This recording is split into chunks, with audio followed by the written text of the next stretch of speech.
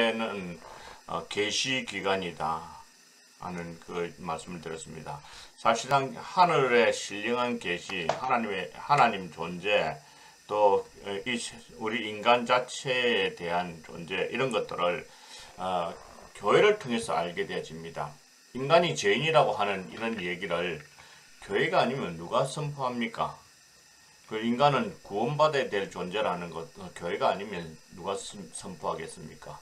이거 역시 이제 교회를 통해서 하나님의 계시가 이렇게 내려오기 때문에 교회가 계시의 통로가 된다는 것을 말씀드렸고, 그리고 처음 이제 타락한 이후에는 그것이 계시가 막혀졌는데, 예수 그리스도께서 사탄의 불법적인 통치를 꿰뚫고 이 세상에 오셔가지고 예수 그리스도를 통해서 우리가 교회가 세워지고, 교회를 통해서 하나님의 뜻, 하나님께서 우리를 향하신 하나님의 거룩하신 뜻을 깨닫게끔 해주시는 것이 교회다, 그렇게 말씀을 드렸습니다.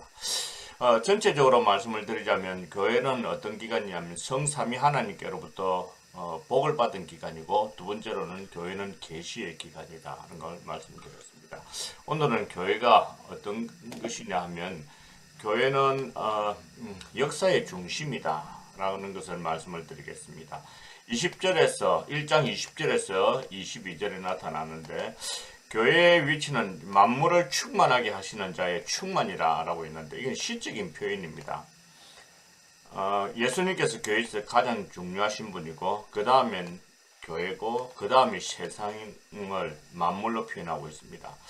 좀 더 쉽게 표현하자면, 교회에서 가장 중요한 분은 예수님이고, 그리고 이 지상에서 가장 중요한 기관은 교회라는 기관입니다. 참고로 하나님께서 세우신 기관은 세 개가 있는데, 하나는 가정이고, 하나는 교회고, 하나는 국가입니다. 이 세 가지 중에서 가장 중요한 기관은 가정입니다. 그렇지만은 이렇게 중요한 가정도 역시 교회, 작은 교회가 되어야 된다는 것을 이야기하고 있습니다. 난 이런 주장을 하고 싶고, 교회가 역사의 중심이라는 말의 의미는 교회가 있음으로 인해서 세상이 중심을 잡게 된다는 말입니다. 다시 말씀드리자면, 교회가 흔들거리면 세상도 따라서 흔들거립니다. 그러나 세상이 아무리 흔들리더라도 교회가 하나님의 말씀에 굳게 서 있고 하나님의 뜻을 바로 실현해 가고자 하면 세상이 흔들어도 흔들리지 않습니다. 그래서 교회가 이 세상의 무게 중심이라는 것을 사도 바울은 에베소서를 통해서 말을 하고 있습니다.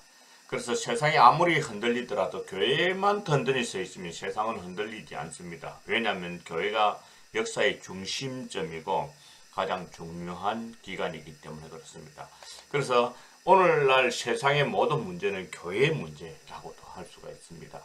그래서 교회가 바로 서기 위해서 노력을 해야 된다는 것이고, 그 교회를 바로 세우기 위해서 노력해야 될 사람들이 저와 여기 계시는 선교사님들이라고도 할 수가 있습니다. 믿으십니까?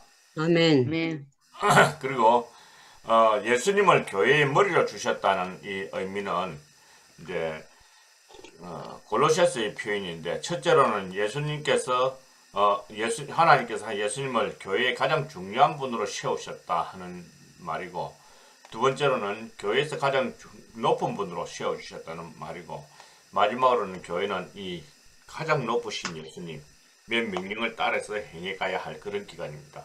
그래서 예수님의 명령을 제대로 실행하지 않으면 그 어떤 기관이 되는 줄 아십니까? 예수님은 교회의 머리라고 했습니다. 그런데 머리가 지시하는 대로 몸이 움직여지지 않는 것을 가리켜서 뭐라고 하는 줄 아십니까? 지체 부자여자라고.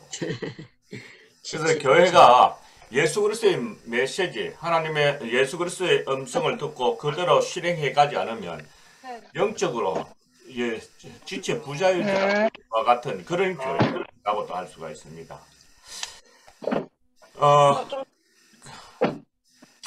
교회와 예수 그리스도의 관계를 이야기할 때 에베소서는 교회는 그의 몸이라고 했습니다. 이 말의 의미는 교회와 그리스도의 깊은 동질성의 관계가 있다는 말입니다. 교회와 예수님을 identify, 그러니까 identification 되어졌다는 말입니다. 즉 우리가 이 지상에서는 예수님 볼 수 없습니다. 우리 육신적인 눈을 가지고. 그렇지만은 주님의 분신인 교회가 이 지상에 남아 있습니다. 그래서 주님을 사랑한다는 그 표현을 교회에다가 해야 됩니다. 사실 우리가 예수님께 봉사하려면 교회에 봉사하면 됩니다. 맞습니까? 아멘. 예수님께 헌금을 드리고 싶으면 주님께 교회에 드리면 됩니다. 그리고 또 교회 주님께 순종하고 싶으면 교회의 법도나 취리에 순종하면 되고요. 주님께 충성하고 싶다면 교회에 충성하면 됩니다.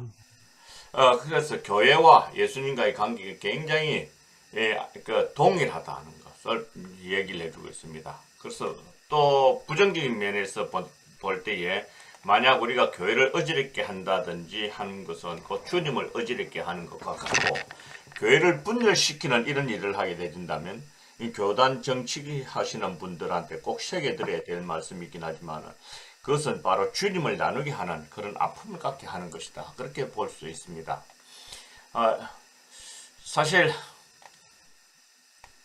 이거 좀 다른 분들 좀 들어오도록 하기 전에 이제 이거 얘기 좀 할까요? 주님께서는 이제 그 교회 직분자들에게 사례를 주는데, 그래 그 목사님, 신부님 그리고 유대교의 랍비 이 세 사람이 친구인데 동창생인데 만났거든. 만나가지고 너희들 사례 얘기가 나왔어요. 그럼 목사님은 당신은 어떻게 해서 그 사례를 정하느냐 하니까 원을 하나 그려가지고 헌금 다 받으면 던진대. 그래서 원 안에 들어가면 거기에 이제 내 사례로 하고 바깥에 떨어지는 것은 교회 경상비로 쓴다.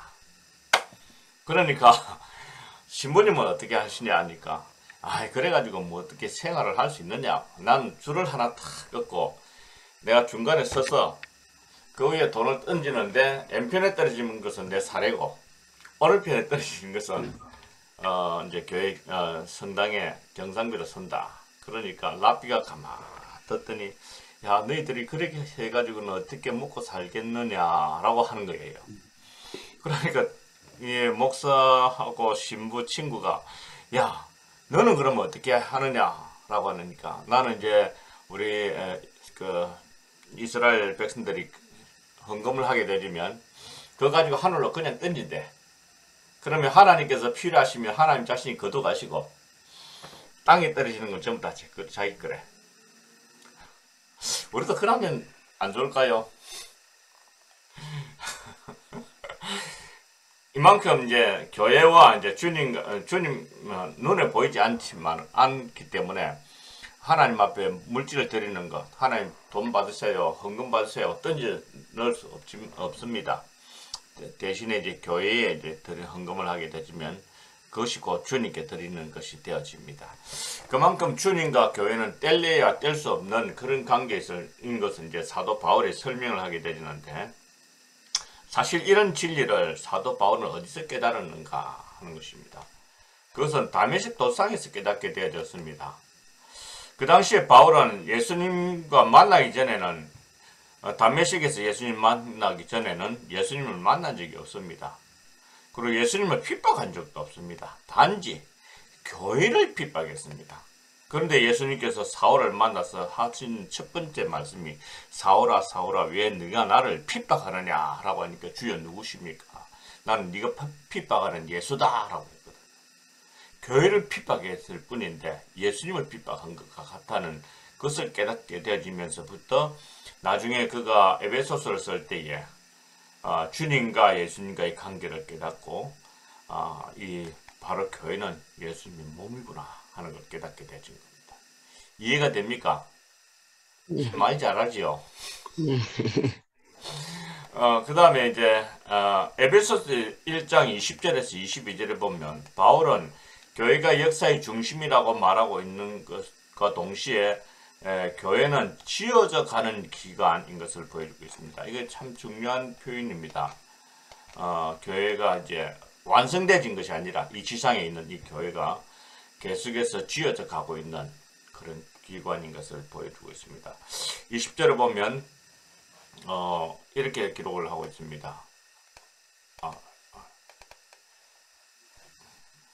잠깐만요. 저 20절을 보면 너희는 사도들과 선지자들의 터 위에 시험을 입은 자라 그리스도 예수께서 친히 모퉁이 돌이 되셨느니라. 그의 안에서 건물마다 서로 연결하여 주 안에서 성전이 되어가고, 되었다 하는 말을 하지 않고 되어가고 라고 표현하고 있고, 너희도 성령 안에서 하나님이 거하실 처소가 되기 위하여서 그리스도 예수 안에서 함께 지어져 가고, 그렇게 표현을 하고 있습니다. 이 본문에서 지상에서의 하나님 교회는 지어져 가고 있다, 그런 표현을 쓰고 있는데, 루이스 벌코프라고 하는 교회학자, 조직신학자는 이렇게 말합니다. 이 지상 교회는 완전한 교회가 아니다, 불완전한 교회이고 동시에 전투적인 교회다 라고 그렇게 설파를 했습니다. 그런 점에서 이제 성전이 되어져 가고 라고 하는 진행형적인 표현을 바울이 사용을 했습니다. 그리고 22절에 보면 예수 안에서 지어져 간다 라고 표현을 하고 있습니다. 사실 그런 점에서 우리는 교회의 불안정성을 인정을 해야 됩니다. 구원을 주기에 불안정한 것이 아니라, 교회라는 것은 어떤 것이냐면 예수 그리스도를 구주로 믿는 사람들의 모임입니다. 이해됩니까? 모임이기 때문에 세상 사람들은 교회를 볼 때 완벽한 실체로 이해하고 있지만은 사실상 교회는 지어져 가는 상태, 진행형적인 그런 기관입니다. 완벽한 실체라기보다도 자꾸 이렇게 성화되어져 가는, 주님 더 닮아가는, 이렇게 닮아가는 그런 과정 가운데 있는 기관입니다. 그래서 우리는 교회를 보면요, 교회 안에 이상한 사람들이 많이 있습니다. 목사인데도, 또 장로님들인데도 그런 사람들이 있거든요. 그런 걸 볼 때 우리 어떤 생각을 가지냐면요, 무슨 교회가 왜 저래? 라고 하는 그런 말들을 하는 경우가 있습니다. 그렇지만 우리 꼭 기억하셔야 될 것은 저분도 그럼에도 불구하고 저 사람이 하나님의 귀한 사람이다 생각하고, 그 사람의 약점들을 우리가 이해해주고, 그 사람들의 약점이 드러나도록 하는 것이 아니라 그 사람의 장점을 통해서 하나님께 영광 돌릴 수 있도록 해줘야 됩니다. 이게 교회입니다. 바울은 이제 하나님의 교회는 이 지상에서 세워져 가는 중이라고 했는데, 세워져 가는 교회인데 어떻게 세워져 가야 되느냐면, 첫 번째로는 예수님을 모퉁이 돌로 하고 세워가야 됩니다. 모퉁이 돌이라는 것은 어떤 것인 줄 아시죠? 다시 말씀드리자면, 우리가 건물을 이렇게 네모 반딱이 짓는다고 할 때 이쪽 사방에 이쪽 건물과 이쪽 건물을 연결해주는 이런 돌을 가리켜서 우리는 모퉁이 돌, 코너스톤이라 이렇게 말을 합니다.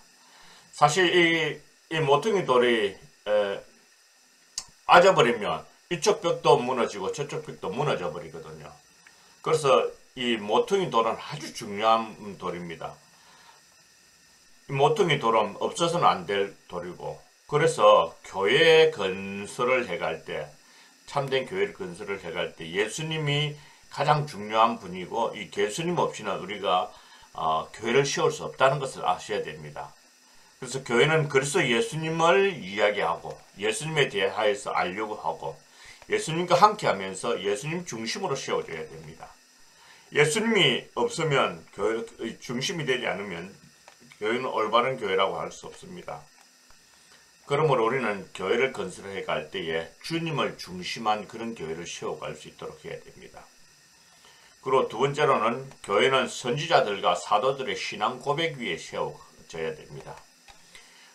선지자들과 사도들의 신앙 고백이 뭡니까? 하나님은 전능하신 분, 유일하신 하나님, 그리고 사랑이 많으신 분, 또는 우리 사도신경에 나타나는 그대로 표현하자면 아버지, 천지를 창조하신 분, 그리고 예수님에 대하여서 얘기할 때는 독생자 성령으로 잉태되신 분, 그리고 마리아에게 탄생하신 분, 또 본디오 빌라도에게 고난을 받으신 분, 죽었다가 다시 부활하신 분, 막 이런 식으로 다시 하늘나라로 가셨다가 다시 이 땅에 다시 재림에 올 예수 그리스도, 이걸 우리가 고백을 해야 됩니다. 근데 오늘날 많은 교회가 이 신앙 고백에 대하여서 별로 관심이 없는 것 같습니다.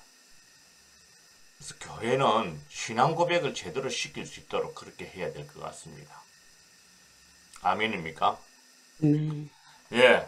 구약의 선지자들은 다가올 예수님에 대하여서 증거를 했고, 반면에 사도들은 오신 예수님을 직접 만났고 그분과 교제하면서 그분의 모습을 보았고 부활과 죽음과 부활을 경험했던 그런 분입니다. 이런 분을 우리가 고백하고 그 신앙 고백 위에 교회가 세워져야 됩니다. 그래서 바른 신앙 고백을 잘하는 그런 교회가 진정한 교회라고 할 수 있습니다. 오늘 우리 요즘 사도신경은 되도록 한번 강의를 잘 안 하는 그런 교회가 많은데, 가능하면 1년에 한 번씩, 그리고 웨스트민스터 신앙고백서를 우린 지금 장로교회 모든 장로교단에서는 이걸 강조를 하고 있는데, 하이델베르크 신앙고백도 괜찮습니다. 저는 볼 때 하이델베르크 신앙고백서가 조금 더 잘 되어 있지 않는가 하는 생각이 듭니다. 필요하다면 제가 오늘 올려드릴 수 있도록 그렇게 하겠습니다. 하이델베르그 에베소서 얘기에. 그리고 이 세 번째로는 예수님과 우리는 서로 연결되어 함께 살아가야 합니다. 성도들과 예수님은 하나다라고 얘기하면서 성도들과 성도들도 함께 연결되어져서 지어져 가는 자들이라 그렇게 얘기를 하고 있습니다. 21절을 보겠습니다. 21절에 보면 그의 안에서, 예수 그리스도 안에서 건물마다 서로 연결하여 주 안에서 성전이 되어가고 라고 얘기하고 있습니다. 그래서 예수님을 중심으로 예수 안에서 서로 연결되어 가야 됩니다. 건물마다 서로 연결되지 않으면 건물이 완성되지 못합니다. 그러므로 우리는 서로 그리스도 안에서 연결되어져 가야 하고 한 식구가 되어집니다. 나중에 이런 부분들에 대해서 말씀을 드리겠습니다. 그리스도 없이는 우리가 한 식구가 되지 못합니다. 그래서 예수를 믿는다는 것은 우리는 그 한 가족과 같이 같다라고 할 수 있고, 천국을 향하여 똑같이 인생길을 동행하는 그런 교회라고도 그런 기관이고 그런 사람들이라고도 할 수 있습니다. 교회를 한 몸이라고 했고 성도들은 한 지체라고 했고, 또 서로 연결되어졌다는 말은 한 공동 운명체라는 것을 의미하는 말입니다.